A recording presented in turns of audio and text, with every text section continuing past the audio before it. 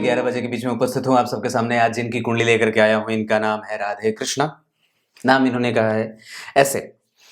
1994 का इनका जन्म है और सवाल है कि मेरे पास हमेशा जीवन में कोई ना कोई समस्या बनी ही रहती है। और सवाल ये भी पूछा है कि क्या मैं अपना घर बना पाऊंगा। और सवाल ये भी पूछा है कि मेरे दुश्मन कभी खत्म नहीं होते, क्या कंस्ट्रक्शन का क्षेत्र मेरे लिए ठीक रहेगा। और सवाल इन्होंने ये भी पूछा है कि मैं अपना घर कब बना पाऊंगा। इस तरीके का सवाल भी तो सामान्य आम ही जन के लोगों के लिए होती है। आने वाले दिनों में मैं आप लोगों को ऐसे ही कई प्रकार की समस्याओं से ग्रसित। अब एक बात और भी है, यहाँ भी मकर लग्न ही बना है। अब तो लोग लिखने लगे हैं कि पंडित जी कितनी मकर लग्न की कुंडलियां लाते हैं आप। अब क्या कहूँ, ये कुंडलियां आ ही जाती हैं। मैं कोई सोच समझ के नहीं बैठता हूँ कि मकर लग्न की कुंडली देखूंगा। सबसे पहले इनकी कुंडली का पंचांग बता देता हूँ। आप लोग एप्लीकेशन डाउनलोड जरूर करते रहिएगा। एप्लीकेशन प्ले स्टोर पे मिल जाएगा, ज्योतिष ही लक्ष्य के नाम से। JYOTISHHILAKSHY ज्योतिष ही लक्ष्य, या नकुल पाराशर भी सर्च करेंगे तो आपको मैं मिल जाऊंगा। सब जगह आपको मिल जाऊंगा। मैं सब जगह तो नहीं हूं, पर ये 2 जगह पे आपको मिल जाऊंगा। आइए, इनकी कुंडली में मार्गशीर्ष माह में जन्मे होने के कारण व्यक्ति जो है वो झगड़ालू है। आप भी कुछ कम थोड़ी हैं, आप भी हैं। और जन्म कुंडली में मार्गशीर्ष माह में जन्मे होने के कारण व्यक्ति जो है वो आपकी कुंडली में शत्रु भाव को देखिए। शत्रु भाव के अधिपति राहु के साथ बैठे हैं और शुक्र के साथ। एक बड़ी अद्भुत बात बताऊं, एक बड़ी अद्भुत बात बताता हूं। जन्म कुंडली अगर मकर लग्न की हो और अगर शनि और मंगल का संबंध बन रहा हो, अगर वो एक दूसरे के साथ राशि परिवर्तन कर लेते हो या एक दूसरे के साथ किसी भी तरीके से देख लेते हो, तो व्यक्ति की जन्म कुंडली में या जीवन में लक्ष्मी उसका पीछा नहीं छोड़ती हैं। मतलब लक्ष्मी बने ही रहती है। आपकी कुंडली में ये बात दिख रही है। ये धन योग और विशेष प्रकार से धन योगों का निर्माण कर देता है। ये शत्रु आपके कार्य क्षेत्र और जीवन में हमेशा रहेंगे, राहु और शुक्र के साथ। राहु है, इनके पीछे व्यय होगा और वो हमेशा होता रहेगा। आपके पहले सवाल का उत्तर मैंने दे दिया, वो रहेंगे। अब इसको निपटाने का तरीका, तो आपकी कुंडली में शनि की तीसरी दृष्टि यहां नीच पे रहेगी। इस वजह से आपका कम से कम घर प्रभावित ना हो। आप प्रभावित होते रहिए, पर घर वालों पर इसकी आंच नहीं आए, इसका इंतजाम आपको करके जाना होगा। और दूसरी बात, शनि यहां से, यहां के अधिपति अपने भाव से पंचमस्थ है। नुकसान परिवार वालों को नहीं है, लेकिन उन लोगों को मानसिक कष्ट हो सकता है। आपकी कुंडली में चंद्रमा स्वग्रही होकर के बैठे हैं और पंचांग दक्षिणायन का बनता है। ध्यान से समझिएगा, जीवन में समस्याएं जो भी आ रही हैं उसकी एक मूल वजह यह भी हो सकती है कि आपकी कुंडली में चंद्रमा दक्षिणायन, सूर्य जो है वो दक्षिणायन के हैं। इस कारण से कम आपके पास ये साहस तो है कि चलो मैं लड़ लूंगा, क्योंकि शनि जो है वो स्वग्रही होकर के बैठे हैं। मंगल जैसे साहसिक और पराक्रमी ग्रह से देखे जा रहे हैं, जो आपकी कुंडली के लाभ भाव के अधिपति होकर के लाभ को देख रहे हैं। जहां सूर्य और गुरु जैसे 2 परम पवित्र ग्रह बैठे हुए हैं और पंचम भाव को यश, कीर्ति, मान, सम्मान, पद, प्रतिष्ठा ये सब देने वाले हैं। क्योंकि सूर्य की दृष्टि चाहे पंचम भाव पे शत्रु की राशि को भी देखे ना, सूर्य की दृष्टि अगर जन्म कुंडली के पंचम भाव पे शत्रु की राशि को भी, वो तो फिर भी यहाँ पे शुक्र की राशि है जो योग कारक होते हैं दशम स्थान में। हाँ, और सप्तम स्थान पंचम के अधिपति अगर जन्म कुंडली में, जन्म कुंडली के छठे भाव के साथ बैठे, संतति का सुख कभी कभी देर से हो सकता है, संतान का कष्ट हो सकता है। और गौर करिए तो चतुर्थ भाव के अधिपति जन्म कुंडली में मित्र की राशि में परिवर्तन कर रहे हैं। पंचम भाव के अधिपति जन्म कुंडली में योग कारक हो गए और मालव्य योग बना। और व्यक्ति के जीवन में धन की स्थिति भी कमजोर नहीं है, वो तो मैं पहले ही बोल चुका हूं। व्यक्ति गंभीर है और ये दरअसल ये गंभीरतम स्थिति पहाड़ से, कंस्ट्रक्शन से, गिट्टी बालू छड़ सीमेंट इन सब चीजों का काम व्यक्ति आसानी से कर ले, ऊंचे पहाड़ों को ये ध्वस्त कर दे, ऐसा इसका साहस है। ऐसा इसलिए क्योंकि मकर लग्न की कुंडली में लग्न के अधिपति, लग्न में उच्च की राशि बनी ना जी, और लग्नेश पे मंगल की दृष्टि पड़ गई, जो इस कुंडली के लिए कौन होता है, साहसिक ग्रह, जो चतुर्थ का अधिपति होकर के अपने भाव से मित्र की राशि में पंचमस्थ बैठ करके लाभ को चौथी दृष्टि से व्यक्ति को परम सौभाग्यशाली और सभी चीजें जो भी जीवन में व्यक्ति लक्ष्य बना करके चलता है उसको प्राप्त करने वाला बना। क्योंकि लाभ भाव से ही तो प्राप्त होने के बारे में विचार किया जाता है। अब पंचांग में आगे बढ़ता हूं, दोनों को मिलाकर के आगे बढ़ते हैं। हेमंत ऋतु, मतलब व्यक्ति जो है वो अपने काम में थोड़ा पीछे भी है, लेकिन वो स्वार्थी भी है। क्योंकि मकर लग्न का है तो वो बहुत ज्यादा गंदा नहीं पालता है और बहुत ज्यादा गंदगी भी नहीं फैलाता है। बहुत ही चीजों को बहुत ही गंभीरता से और गहराई से समझ करके ही किसी काम को करने वाला होता है। ये आपके अंदर गुण है, अगर नहीं है तो इसको विकसित करने की आवश्यकता है। आप उसी चीज में हाथ लगाइए जिस चीज में आप बहुत अच्छे हों। ये आपके अंदर का एक बहुत अच्छा गुण हो सकता है, क्योंकि आप सभी क्षेत्रों में नहीं उतर सकते। आप दूध के व्यवसाय में नहीं उतर सकते, आप कोयले के काम में उतर सकते हैं, कोलतार का बिजनेस कर सकते हैं, कंस्ट्रक्शन का काम कर सकते हैं, बिजली से संबंधित क्षेत्रों में भी आपकी कुंडली में बनती है बात। लक्ष्मी की कमी इस कुंडली में कभी भी नहीं है। धनेश धन भाव में बैठे हैं और ऊपर से उस भाव से गुरु और सूर्य जैसे दो परम मित्र एक साथ बैठे हैं, जो जन्म कुंडली में व्यक्ति को साहसिक व्यक्ति गुप्त तरीके से धन कमा ले, घूस दे करके नौकरी लगवा ले या लगवाने का काम करे, और वो अगर ना हो जाए तो व्यक्ति जो है वो सूद पर पैसे भी चला सकता है। शेयर सट्टेबाजी का काम भी आपकी कुंडली में बनता है, पर वो निर्भर करेगा इस पे कि आपकी कुंडली में चंद्रमा कैसे है। गौर करती है, शुक्रवार के जन्मे होने के कारण व्यक्ति के जीवन में ऐश्वर्य की कमी नहीं है, क्योंकि शुक्र पहले ही आपकी कुंडली में स्वग्रही होकर के बैठे हैं। राहु शुक्र का संग खोजता है, शुक्र राहु के संग खोजते हैं, आपकी कुंडली में वो बैठा है। और कर्म क्षेत्र के लिए व्यक्ति बाबर होता है, बाबर मजबूत इच्छा शक्ति वाला, दृढ़ प्रतिज्ञ, क्योंकि बुध भी वहां बैठे हैं तो व्यक्ति को खुद का काम करना होगा और व्यवसाय ही करना होगा। वो स्नायु मंडल का प्रतीक जो होता है और व्यक्ति को निर्धारित करता है, व्यक्ति को जो है वो चलायमान बना देता है। आप गौर करिए, आपकी कुंडली में बुध से तीसरे भाव में गुरु जो बैठे हैं वो किसके साथ है? तीसरे भाव का अधिपति सूर्य के साथ बैठा है, तो दोनों परम मित्र हो गए। व्यक्ति का व्यय संतुलित है और वो समस्त प्रकार के सुखों का उपभोग भी करेगा और अपने धन को सही जगह पे ले जाने के लिए हमेशा प्रयासरत भी है। अलग बात है कि आपके जीवन में शत्रु हमेशा रहेंगे और उनका दामन हमेशा आपको थामना ही पड़ेगा, ये बात भी है। दूसरी बात है मुक्ति अभी थोड़े दिन के बाद। कृष्ण पक्ष के सप्तमी तिथि के चंद्रमा होते हैं शुभ ग्रह, और आपकी कुंडली में वो जन्म कुंडली में सप्तम के अधिपति होकर के सप्तम भाव में बैठे हैं, जिससे केंद्र में दो दो शुभ ग्रह, तो दो शुभ ग्रह के बीच में, और शुभ ग्रह राहु के शुभ ग्रह जो राहु शुभ ग्रह की राशि में ही राहु बैठे हैं। इस वजह से यहां पे इस भाव का चौथा घर आगे शुभदायी बनेगा। तो दाम्पत्य आपका कभी भी खराब नहीं है, क्योंकि इस भाव पे गुरु की उच्च दृष्टि भी पड़ रही है, नौवीं दृष्टि। तो गुरु की 7वीं यहां और सूर्य की 7वीं दृष्टि यहां, ये यश कीर्तिमान सम्मान और व्यक्ति को शिक्षा से संबंधित थोड़े बहुत व्यवधान के बाद, हालांकि उसमें कोई व्यवधान नहीं है, बिल्कुल ठीक है। तो ये स्थिति, और 9वीं दृष्टि जो है वो उच्च की पड़ेगी, जहां चंद्रमा खुद बैठे हैं शुभग्रह होकर के। कृष्ण पक्ष के सप्तमी तिथि के चंद्रमा शुभग्रह होते हैं, वो लाभदायक है। इसका मतलब ये बना कि व्यक्ति के जीवन में चतुर्थ भाव, व्यक्ति के जीवन में पंचम भाव और व्यक्ति के जीवन में सप्तम भाव अच्छे बने हैं, क्योंकि यहां का अधिपति जन्म कुंडली में अगर यहां नहीं बैठा होता तो आपके जीवन में चल अचल संपत्ति में जो समस्याएं पैदा होती हैं बनाने में, जैसे होता है ना कि इन्होंने पूछा है कि घर लेने के लिए जब भी प्रयास करता हूं तो कोई ना कोई अड़चन जरूर आती है। एक मैंने सूत्र बताया था जिसमें चतुर्थ स्थान के अधिपति अगर 8वें बैठे हों, चतुर्थ स्थान के अधिपति 6ठे बैठे हों, 12वें बैठे हों या पीछे चले जाते हों, तो व्यक्ति के जीवन में क्रिएट करने में दिक्कत होती है। वो कोई भी काम जब अपने बल पे करना चाहेगा उसको मशक्कत झेलनी पड़ती है। इसका मतलब है कि एक शुभ मुहूर्त अनुराधा, उत्तरा फाल्गुनी, उत्तराषाढ़ा, उत्तरा भाद्रपद, पुष्य, पुनर्वसु, श्रवण, हस्त, इन सब नक्षत्रों का ध्यान रखना होगा और इन सब नक्षत्रों में ही जमीन की खरीद बिक्री करनी चाहिए। ऐसा आपके लिए लाभदायक होगा।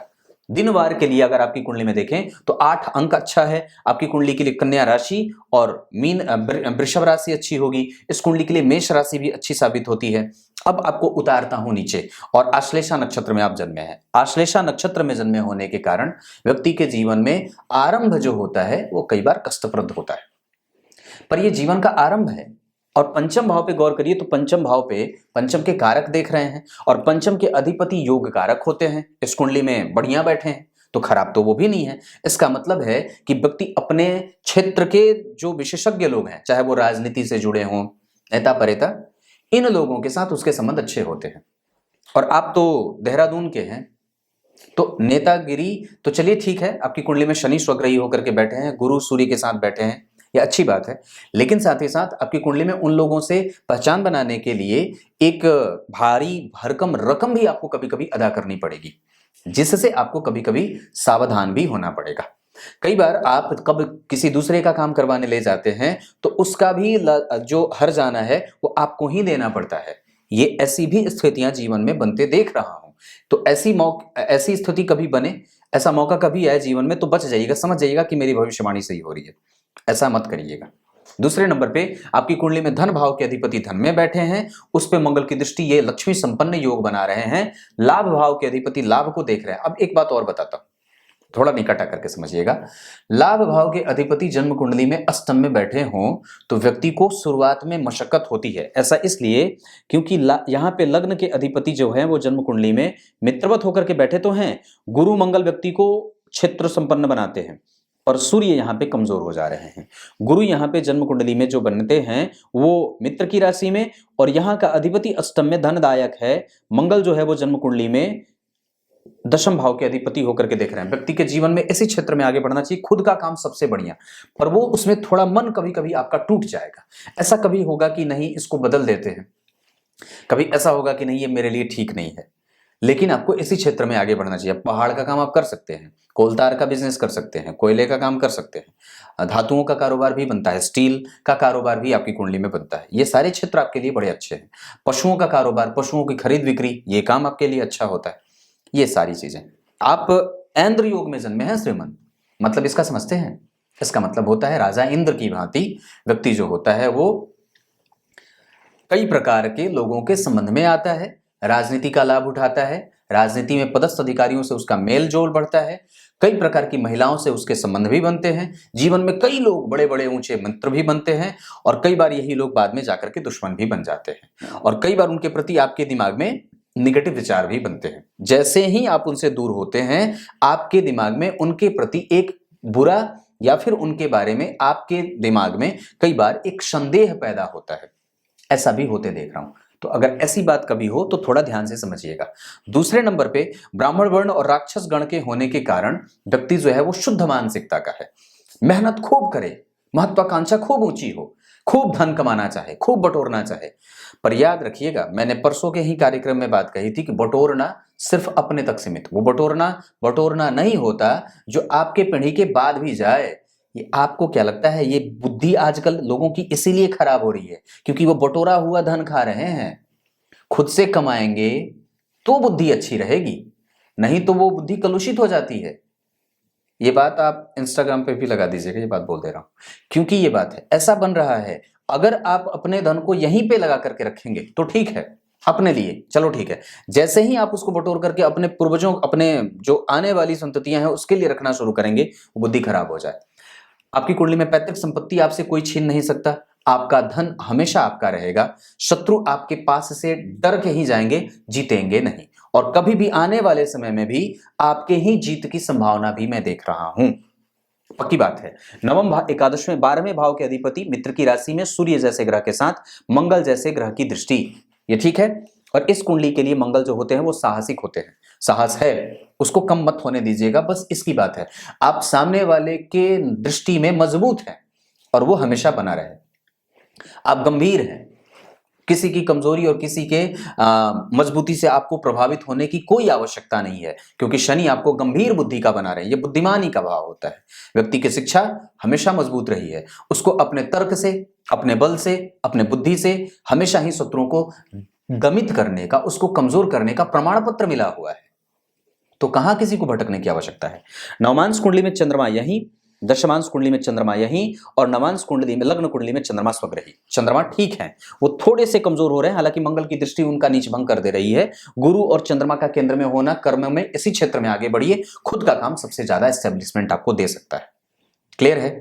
आपकी कुंडली में सूर्य जो है वो अनुराधा के बैठे हैं, जिसके अधिपति शनि उसे देख रहे हैं। अब जरा ध्यान से समझिएगा, ये जो विचारों का बट्टा लगता है दिमाग में या फिर जो जीवन में आपके आत्मबल पे जो ठेस लगती है, वो क्यों लगती है? क्योंकि सूर्य भी आपकी कुंडली में ऐसे नक्षत्र में बैठे हैं जिसके अधिपति इस कुंडली के लग्नेश होकर के धन भाव में, उनके पीछे धन जाता है। आत्मबल को धन, आप एक बात, सीधी सी बात है, समझिएगा थोड़ा सा। सूर्य जो है वो जन्म कुंडली में गुरु के साथ बैठे हैं, जो मकर लग्न की कुंडली के 12वें भाव के अधिपति होने के साथ साथ जन्म कुंडली के तीसरे भाव के भी अधिपति होते हैं। आपको हमेशा ही जो आपका धन है, आपका जो थॉट प्रोसेस है, वो व्यय में जाता है, और कहीं ना कहीं आपके दिमाग में खुराफात भी चलता रहता है। बेवजह दूसरे के काम में अड़ंगा ना डालिए, ये आप करते हैं और दरअसल वो आपके जीवन में समस्याएं खड़ा करने का एक नया दौर जो है वो नया पेज जोड़ देती है। इसको दूर करना होगा। सूर्य अनुराधा में है, शनि उसको देख रहे हैं, थोड़ा बल कमजोर भी है और थोड़ा बल है भी, ये 50% का परिणाम दे रहे हैं। चंद्रमा आश्लेषा में, ये जीवन के आरंभ को कष्टदायी बना देते हैं, रोग से, पेट से, बालों से, नेत्रों से ऐसा कष्ट होता है।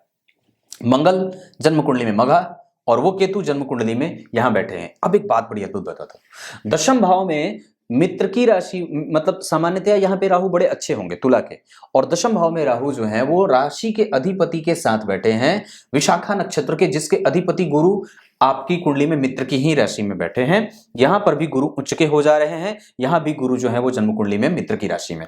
आपकी कुंडली में राहु के पास बल है, क्योंकि जिस नक्षत्र में गुरु बैठे हैं, वो राहु जिस नक्षत्र में बैठा है उस नक्षत्र का अधिपति आपकी कुंडली में अच्छा न होते हुए भी हमेशा और हर जगह अपने स्थिति को अच्छा रखते हुए आपकी कुंडली में वो मजबूती से परिणाम दे। मैंने क्या बात कही थी कि शुभ ग्रह अगर अच्छे बैठे हों, खास करके गुरु और सूर्य अगर जन्म कुंडली में लाभ भाव में बैठे हों, तो कभी भी व्यक्ति का काम रुकता नहीं है और कभी भी वो अपने पहचान के बल पे किसी भी तरीके के, चाहे वो आला दर्जे का ही क्यों ना बदमाश हो, उसको भी अपने पटखनी चटा देता है। आपके पास वो ताकत है, कहीं से डरने की कोई आवश्यकता नहीं है। आप अपनी पीठ जो है वो मजबूत रखिएगा, बस थकने की बात नहीं है, क्योंकि गुरु आपके पास है। आपके गांभीर्यता का प्रभाव शनि यहां दे रहे हैं प्रमाण, और यहां गुरु भी मित्र की राशि में मित्र को देखने का काम। जिस राशि में सूर्य और मंगल का परिवर्तन भी तो हो रहा है, हाँ धन की हानि होती रहेगी, धन है वो लगेगा, पर आप कमा भी लेंगे, उसमें भी कोई जरूरी बात नहीं है, इतना कष्ट वाली बात नहीं है। बुध जो है वो जन्म कुंडली में विशाखा, राहु विशाखा, शुक्र स्वाति और राहु विशाखा। विशाखा नक्षत्र गुरु का नक्षत्र, वो जीवन में तमाम तरीके की समस्याएं भी लाता है और जीवन में कई बार व्यक्ति को नुकसान भी होता है।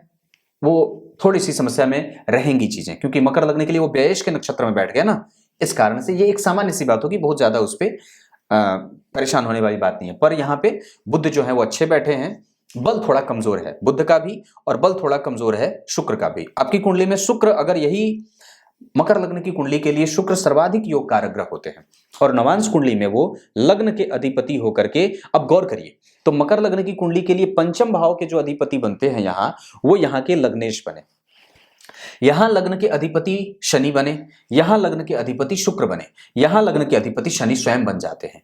लग्न में भी शनि की राशि बनी, लग्न में भी शनि के मित्र की राशि बनी, लग्न में भी शनि की राशि बनी। यानी कि इसका मतलब यह होता है कि व्यक्ति के जीवन में शनि, शुक्र, गुरु और सूर्य हमेशा ही महत्वपूर्ण रूप में देखे जाएंगे। इनकी स्थिति कभी भी जातक को कमजोर नहीं करेंगे, क्योंकि सूर्य भी ठीक है, मंगल भी ठीक है, गुरु भी ठीक है, शुक्र भी ठीक बन रहे हैं और शनि भी ठीक है। तो ये जो आरंभ आपका कष्ट में जा रहा है, ये क्यों जा रहा है?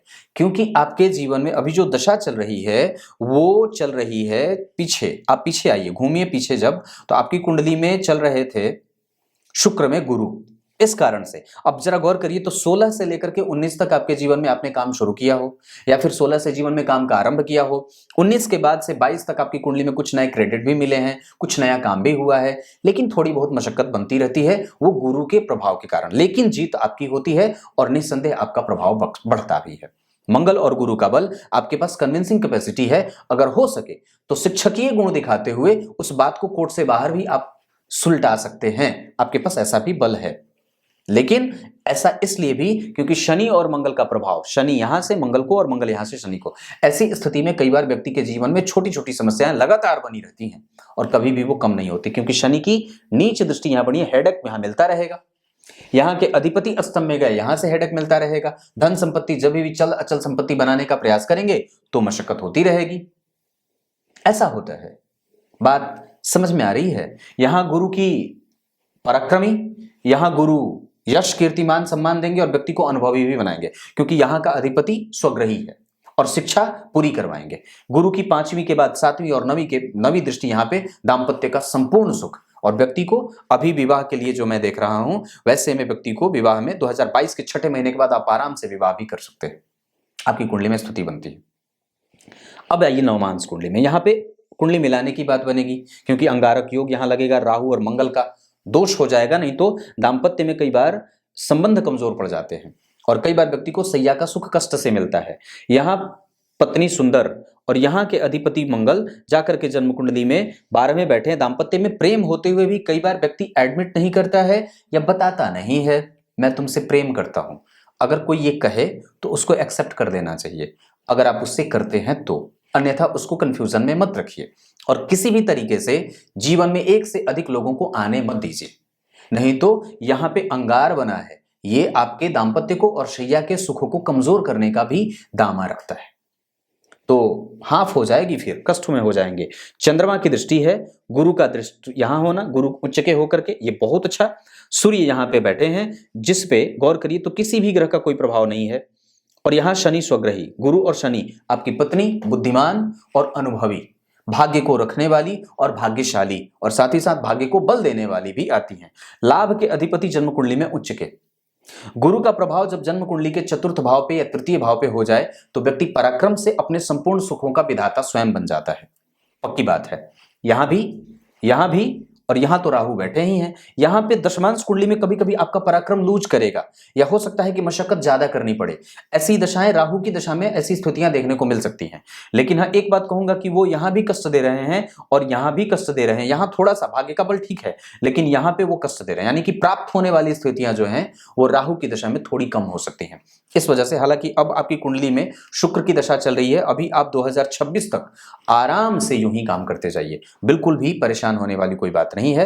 वो डिग्री में भी ठीक बैठे हैं, खराब नहीं है, राहु के संग बैठे हैं, राहु के पास बल है क्योंकि जिस नक्षत्र में बैठे हैं उस नक्षत्र के अधिपति इस कुंडली में हर जगह अपनी स्थिति को अच्छाई से पेश कर रहे हैं। साथ ही साथ वो राशि दशम भाव की है, दशम भाव में तुला राशि, शुक्र वहीं बैठे राहु को बल मिलेगा। राहु अगर केंद्र और त्रिकोण के अधिपति के साथ संबंध बनाते हो या राहु जिस नक्षत्र में बैठे हो उसके अधिपति अगर अच्छे भाव में बैठ रहे हो तो राहु को बल मिल जाता है।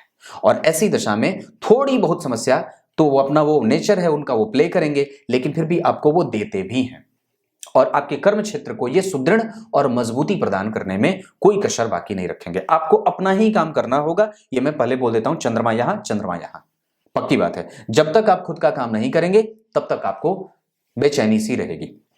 मानसिक सुख थोड़ा कम है, व्यक्ति के पास अनुभव ज्यादा लगाना पड़ता है, दम ज्यादा लगाना पड़ता है, वो कई बार होगा, ये सामान्य सी बात है। इसको ठीक करने के लिए आपको अपने कुल देवी की उपासना करनी चाहिए, गणेश जी के मंत्रों का जप करना चाहिए, हनुमान जी के हनुमान चालीसा का पाठ, बरगद का पेड़, पीपल का पेड़ आपको लगाना चाहिए। अगर हो सके तो गूलर का वृक्ष भी आप लगा सकते हैं, ये आपको लाभ करेगा। दूसरे नंबर पे अगर बात करूं तो आपकी कुंडली में D9 चार्ट में शुक्र जो है वो पूर्वाषाढ़ा के बैठे हैं और आपकी कुंडली में बुध और गुरु दोनों अस्त हैं। अब जरा ध्यान से समझिएगा, मेरी तरफ बैठिए, इधर देखिए, कहीं नहीं जाना है। बुध भी अस्त और गुरु भी अस्त, अब क्या हो? अब तो इसका मतलब ये हो जाएगा, आप लोग यही कहेंगे अरे बाप रे बाप, अब तो जन्म कुंडली का भाग्येश ही अस्त हो गया है। जन्म कुंडली में चलो बहुत अच्छी बात है कि 12वें के अधिपति और गुरु अस्त हो गया। अब एक बात बताता हूं, अस्त ग्रह के बारे में एक बात हमेशा दिमाग में रखिएगा कि ग्रह जब अस्त हो जाए तो अपना वो पब्लिक फिगर कभी भी भूलता नहीं है। उसकी जो वास्तविक छवि होती है, जिन जिन चीजों का वो कारक होता है, वो कभी भी छोड़ता नहीं है, वो उसको पकड़ उस पे उसकी मजबूती से बनी रहती है। तात्पर्य ये है कि बुध यहाँ पे जिस भाव के अधिपति हैं, हो सकता है कि वो उनके प्रभावों में कमजोरी लेकर के बैठे हों, लेकिन जिन जिन चीजों का वो कारक होता है, व्यक्ति बुद्धिमान रहेगा, व्यक्ति चापलूस रहेगा, चपल चंचल चालाक और चतुर है, उसमें कोई कमजोरी नहीं रहेगी। वो भाव का बल कमजोर कर सकते हैं, मतलब वो भाग्य को कमजोर कर सकते हैं। इसी वजह से व्यक्ति के जीवन में थोड़ी सी समस्या बन सकती है, क्योंकि नवम भाव के पीछे मंगल बैठे हैं, मित्रवत बैठे हैं, इस वजह से ठीक है, लेकिन नवम भाव के अधिपति धर्म कर्माधिपति योग भी लगा रहे हैं। यहां तक बात समझ में आ गई होगी। अब आपकी कुंडली में कुछ और चीजें समझा देता हूं। आपकी कुंडली में मैं जो चीज देख रहा हूं यहां से आत्मबल हमेशा आपका ठीक है। आपकी कुंडली के हिसाब से आप थोड़े व्ययी हो सकते हैं कई चीजों के पीछे, और भौतिकी सुख संसाधन के पीछे आपका खर्च ज्यादा बढ़ता है, इसको थोड़ा कम करिए। माता पिता में आपकी कुंडली में माता का सुख ज्यादा, पिता का सुख भी ठीक है, वो धन ठीक है, वहां पे भी कोई कमजोरी विशेष नहीं देख रहा हूं, पर पिता रोगी हो सकते हैं। माता जो है वो, माता से हमेशा लाभ मिलेगा, माता आर्थिक मदद भी कर सकती हैं, उनसे आपको कई तरीके का लाभ हो सकता है। संतति वगैरह की समस्या इस कुंडली में मैं थोड़ा सा ज्यादा देख रहा हूं, क्योंकि यहां पे भी पंचम भाव के अधिपति तो ठीक है, राहु के साथ बैठे हैं, बुध के साथ बैठे हैं, वो जन्म कुंडली में तृतीय रोगेश होते हैं, तो चलिए एक सामान्यतया, लेकिन D7 चार्ट थोड़ा कमजोर देख रहा हूं, इस वजह से ये बात कर रहा हूं कि अगर हो सके तो कुंडली मिलाकर के ही विवाह करना चाहिए। आपकी कुंडली के लिए जो स्थिति मैं समझ रहा हूं उसमें तुला राशि, कर्क राशि, कन्या राशि, वृषभ राशि की जातिकाएं अच्छी रहेंगी, या लग्न ये भी बने तो कुंडली मिलाकर के ही विवाह करिएगा इसके कारण। और यहाँ पे गुरु उच्च के हैं तो ठीक है, कोई विशेष समस्या नहीं, लेकिन फिर भी एक सामान्य सा वहां पे दबाव है जिसको आपको ढीला करना पड़ेगा, ये स्थिति बनती है। आपकी कुंडली में गुरु, राहु, केतु, सूर्य और बुध, इनकी दशाएं आपके जीवन में हमेशा ही अच्छी जाने वाली दिख रही हैं। पर बाकी के जितने ग्रह बनते हैं, जैसे मंगल हो गए, शुक्र हो गए, चंद्रमा हो गए, शनि हो गए, इनकी दशाएं मशक्कत, मेहनत और ढाढ़स रखने के लिए मजबूर करेंगी और साहस रखने के लिए बल देती रहेंगी। आपकी कुंडली में लग्न के अधिपति का धन में जाना ये बहुत अच्छा, धन के अधिपति का अपने भाव से पंचमस्थ मित्र की राशि के साथ बैठना बहुत अच्छा, पराक्रम के अधिपति के बाद आपकी कुंडली में सुख भाव के अधिपति का पंचमस्थ, ये आपके धन को इकट्ठा करने में देर करता है।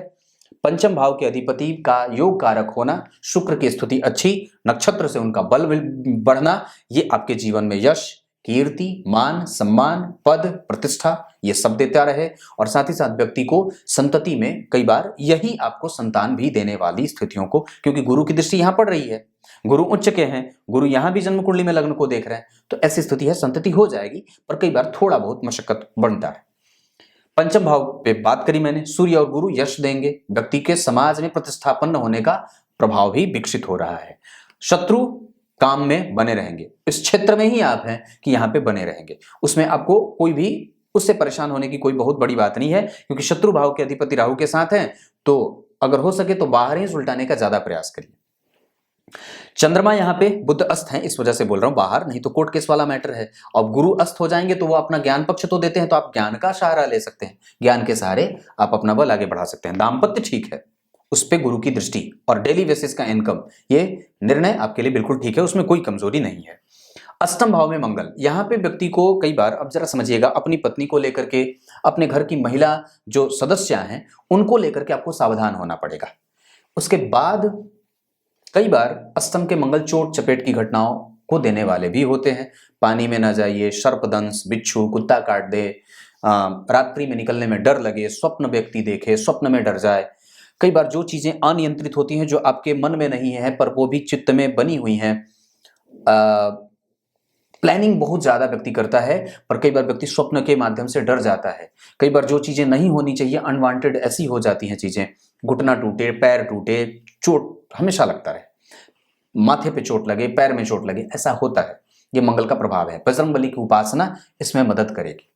और कहीं भी यात्रा पे निकले, दीपक दिखा करके ही निकले, बाहर निकलने से पहले।